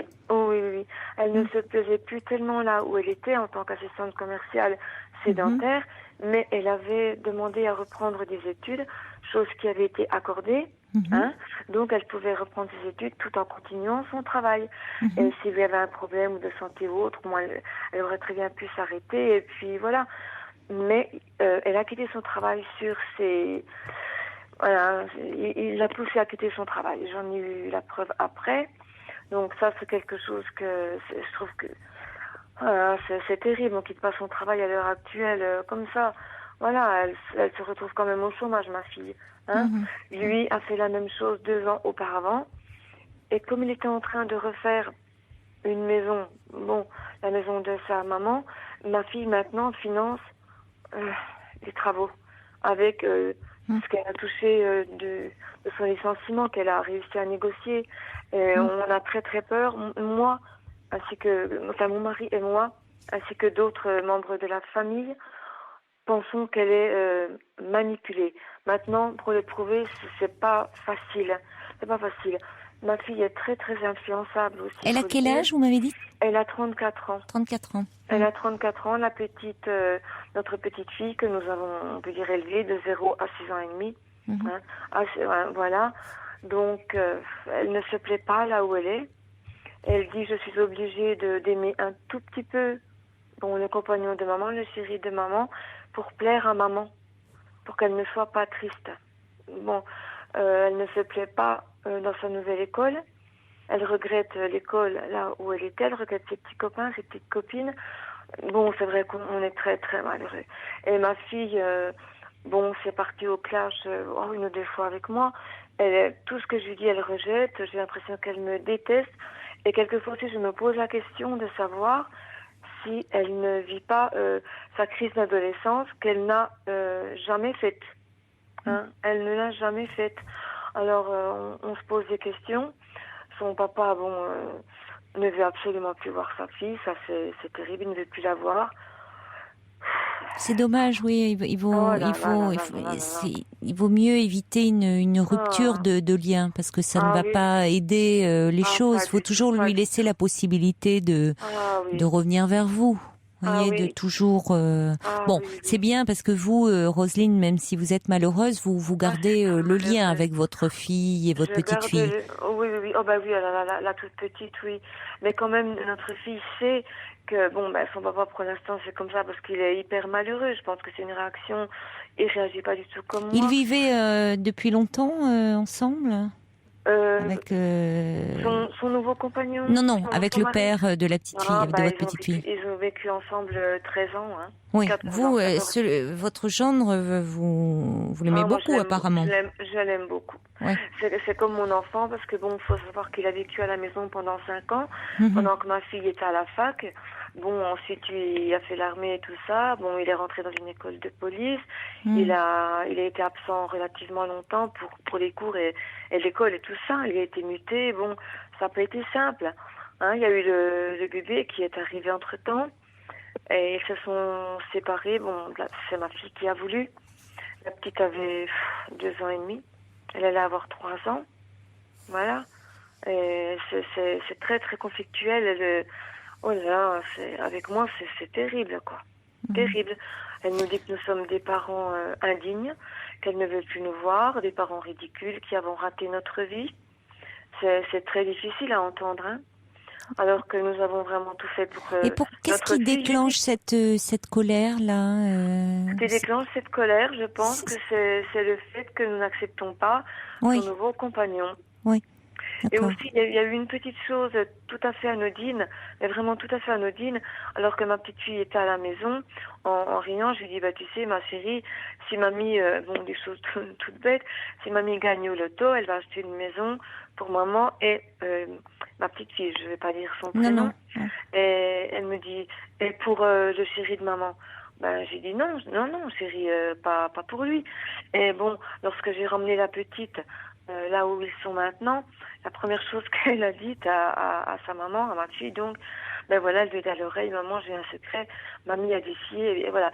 Et le compagnon de ma fille a entendu, et il a dit, moi, si je gagne au loto, la première chose que je ferai, j'achèterai un caveau à mamie. Bon, c'est pas très intelligent, c'est quelqu'un qui est très lourd, vous voyez, Caroline. Oui, c'est violent, Il est quand même, c'est un rustre. J'aime pas dire ça, mais c'est la vérité. Bon, ma fille n'a pas été élevée comme ça, moi non plus, on a reçu quand même une éducation.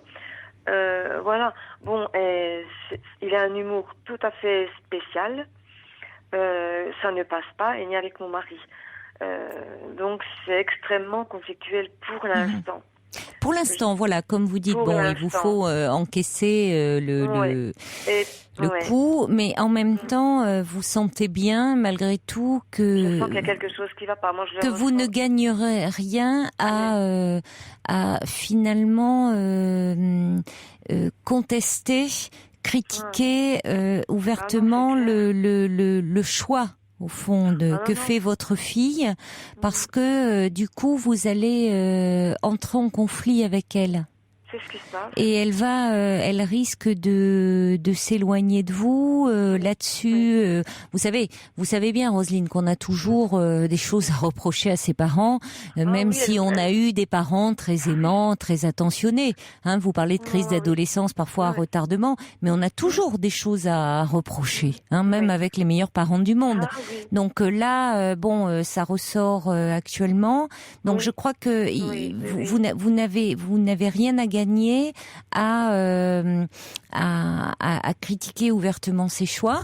Bon, elle a compris de toute façon que vous n'êtes pas favorable. Je crois que maintenant il vaut mieux un peu calmer le jeu et surtout que votre petite fille ne soit pas au milieu, parce que elle est très futée, hein, votre petite fille. Elle a bien senti, hein. Et voyez, comme elle est pas contente non plus de cette situation, évidemment qu'elle aurait préféré que sa maman revienne avec son papa. Donc elle peut, vous dire des choses, que ça soit répété. Donc attention de ne pas critiquer devant la petite. Hein. Bien sûr, ça c'est attention de ne rien dire. Parce que votre fille, si vous voulez, supposons que un jour ça se passe pas bien avec cet homme, elle aura beaucoup plus la possibilité de revenir et de pouvoir dire je me suis trompée sur mes choix, alors que sinon elle risque de s'enfermer dans sa position pour ne pas vous donner raison. Oui, Donc, oui. il vaut mieux la laisser, si vous voulez. Bon, c'est un choix qu'elle a fait, c'est récent. Après tout, on ne sait pas ce qui se passait dans le couple, pourquoi elle a pris sa décision. Elle a 34 ans. Bon, c'est vrai que c'est toujours embêtant de quitter son travail comme ça, mais vous dites c'est un travail qui ne lui plaisait pas. Elle devait reprendre ses études. Oui, c'est chose qu'elle a fait. Donc c'est ce qu'elle va faire. Bon, voilà. Après tout, qu'est-ce que vous voulez? Elle est adulte. Bon, elle va, voilà. Donc je crois que surtout ce qui est important, c'est de maintenir le contact comme vous le faites avec elle. Oui. Alors elle le sait, elle est pas idiote, elle sait bien que vous n'appréciez pas. Donc voilà, maintenant il faut plutôt dédramatiser un peu les choses. Elle sait ce que vous pensez et après tout, bon, c'est-à-dire que, voyez, plutôt rester accueillant et pas aborder ce sujet. Voilà, c'est le choix qu'elle a fait et bon, vous pouvez pas faire grand-chose pour le moment. C'est ce qu'on va essayer de faire et on va essayer de ne plus parler ni de son mari ni de son nouveau compagnon. Non, voilà. Mais voilà. bon, c'est vrai que... Et là, je crois qu'il faut vraiment essayer de calmer le jeu pour maintenir le lien, pour désamorcer un peu les tensions. Oui, et puis vous me direz, n'hésitez pas à me rappeler, à me donner de vos nouvelles un peu pour voir comment les choses évoluent. Mais apaisez-vous, vous savez, ça peut évoluer. Elle est pas dans un danger c'est quand même une jeune femme. Elle est intelligente quand même. Oui, voilà. Je suppose qu'elle sait ce qu'elle fait. Mais cette décision aussi rapide, c'est ça qui nous a tous surpris et on n'a pas compris. Et quand je lui ai dit mais qu'est-ce qui s'est passé dans la série, parce qu'elle était sur le point de se remettre avec normalement. Oui, il devait reprendre quelque chose, ils avaient fait des problèmes. C'est ça qui est curieux, oui. Et je lui ai dit mais qu'est-ce qui s'est passé, chérie? Elle me dit tu sais maman, je me suis habituée. Je lui ai dit mais tu t'es habituée à quoi? À quoi tu t'es habituée? Oui. Elle m'a pas répondu, je sais pas. Est-ce que c'est le fait que lui gère tout?